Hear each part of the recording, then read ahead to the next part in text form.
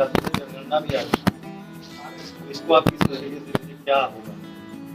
देखिए, जो 5 राज्यों में विधानसभा का उपचुनाव है, निश्चित तौर पे उन पांचों राज्य में भारतीय जनता पार्टी का कमल का फूल खिलेगा, क्योंकि जिस तरीके से हमारे प्रधानमंत्री नरेंद्र मोदी जी ने सबका साथ सबका विकास के नारे पे काम किया है और ईमानदारी से धरातल तक सरकार की योजनाओं का लाभ पात्र तक पहुंचे, इसको सुनिश्चित करने का काम लगातार हमारी भारतीय जनता पार्टी ने हर जगह किया।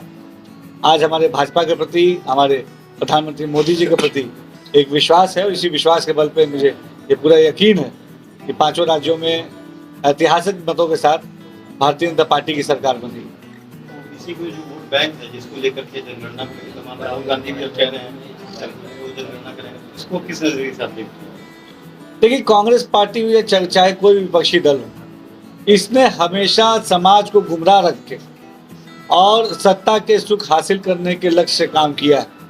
खास तौर पर जो हमारा पिछड़ा समाज है, जो दलित समाज है, जो अल्पसंख्यक समाज है, उस पिछड़ा दलित अल्पसंख्यक के साथ अगर किसी ने नाइंसाफ़ी की है, किसी ने उनको धोखा दिया है, तो ये विपक्षी दल, चाहे कांग्रेस हो, समाजवादी पार्टी हो, तमाम ये दल हैं।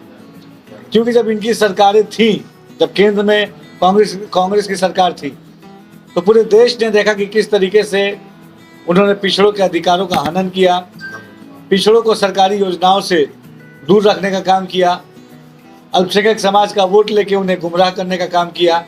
कभी भी हमारे डेवलपमेंट के लिए कोई ठोस काम इन्होंने नहीं किया। लेकिन 2014 के बाद से केंद्र सरकार में प्रधानमंत्री मोदी जी ने सबका साथ सबका विकास के नाम के नारे पे काम किया और ख़ास तौर पे हमारे दलित भाई, पिछड़े भाई और अल्पसंख्यक समाज को उन्होंने वोट बैंक के चश्मे से ना देख के विकास के जोड़ने के लक्ष्य से काम किया।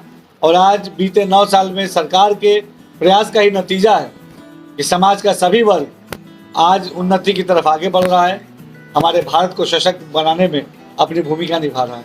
वो भी हमारा भाई है, इसके पीछे क्या वजह? देखिए, ये भाजपा ने नारा नहीं दिया, ये आम मुस्लिम समाज की तरफ से ये नारा निकल के आ रहा है कि ना दूरी है ना खाई है, मोदी हमारे भाई। क्योंकि 2024 के लक्ष्य से तमाम विपक्षी दलों ने फिर से मुस्लिम समाज को गुमराह करने के एजेंडे से काम करना शुरू कर दिया है। लेकिन अब मुसलमानों ने भी ठान लिया है कि ये वोट बैंक की तरह इस्तेमाल नहीं होंगे। जो पार्टी, जो नेता भी इसके डेवलपमेंट के लिए ईमानदारी से काम करेगा, मुस्लिम कौम उसके साथ खड़ी रहेगी। और जिस तरीके से भारतीय जनता पार्टी, हमारी केंद्र की मोदी सरकार, उत्तर प्रदेश की योगी सरकार ने लगातार मुस्लिम समाज को विकास से जोड़ने के काम किए हैं, चाहे मदरसा शिक्षा की बेहतरी की बात हो, अल्पसंख्यक बहुल क्षेत्रों में विकासकारी योजनाओं को लागू करने की बात हो, हमारे अल्पसंख्यक समाज के नौजवानों को शिक्षित कर उनको रोजगार से जोड़ने की बात हो, हर कसौटी पे हमारी डबल इंजन की सरकार खड़ी उतरी है। और निश्चित तौर पे आज हमारे सरकार के प्रति मुसलमानों में एक विश्वास है। भाजपा नेताओं द्वारा आए दिन मुसलमानों के खिलाफ जो है टिप्पणी के मामले में लगातार बढ़ोतरी देखी जा रही है। आप खुद भाजपा के मंत्री हैं और एक अल्पसंख्यक समाज से आते हैं, क्या कहेंगे? देखिए, समाज हमारा प्यार मोहब्बत से आगे बढ़े और भारतीय जनता पार्टी का लक्ष्य समाज की एकता, समाज का विकास और समाज में भाईचारा बनाए रखने के लिए हमेशा हमने समाज को बेहतर दिशा में आगे बढ़ाने की नीयत से और बढ़ाने के लक्ष्य से काम किया है।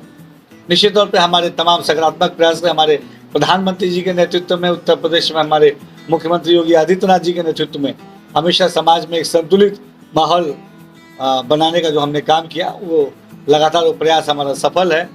और हम सब प्यार मोहब्बत से रहें, सकारात्मक भाव से रहें, आपसी भाईचारे से रहें, यही हमारा संदेश है। आखिरी सवाल, 2024 का चुनाव सामने है और विपक्ष के रूप में इंडिया गठबंधन। देखिए, जो इंडिया अलायंस की आप बात कर रहे हैं, वो गठबंधन केवल और केवल अपनी निजी राजनीतिक स्वार्थ को पूरा करने के लिए किया गया। और आज आपकी ताज़ा खबर, आपको सबको मालूम है कि उस इंडिया अलायंस में ही दरार पड़ चुकी है। समाजवादी पार्टी और कांग्रेस पार्टी की जो तलखियाँ है वो किसी से छिपी नहीं है, साफ दर्शाता है कि उनके अंदर यूनिटी नहीं है। और यूनिटी किस लिए नहीं है, इसके पीछे भी लॉजिक है। अगर वो एकजुट होते, तमाम विपक्षी दल एकजुट होते भारत के विकास के लिए, समाज की उन्नति के लिए, तो उनका गठबंधन कहीं टिक पाता। लेकिन उनकी एकजुटता केवल अपनी राजनीतिक स्वार्थ को पूरा करना है, अपनी राजनीतिक कुर्सी को हासिल करना है और समाज को गुमराह करके उस पर राजनीतिक रोटियां सेकना है। तो जो इस लक्ष्य के साथ, नकारात्मक लक्ष्य के साथ काम करेगा, अपने व्यक्तिगत लाभ के लिए काम करेगा, तो वहाँ फूट आना स्वाभाविक है।